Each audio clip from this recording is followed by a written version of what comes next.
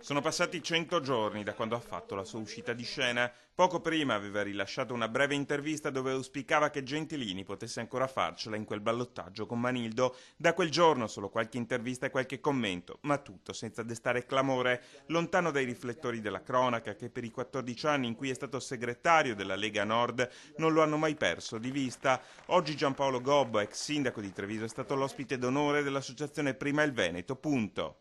In primis quello che in primis il nostro grande Giampaolo Gobbo, storico della Liga Veneta.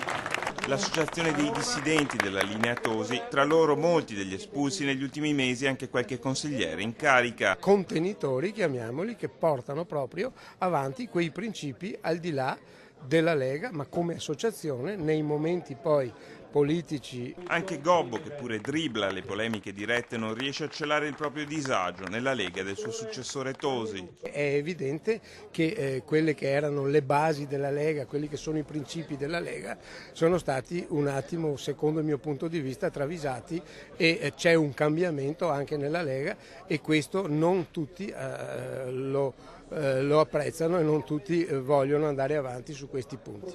Poi Gobbo torna al linguaggio della Prima Repubblica, spiegando che l'obiettivo è quello di tenere assieme tutte le anime del partito. Ci sono strade parallele che certamente devono comunque convergere. E proprio per questo motivo, spiega l'ex sindaco, difficilmente Prima il Veneto, punto, sarà in campo per le elezioni amministrative di primavera.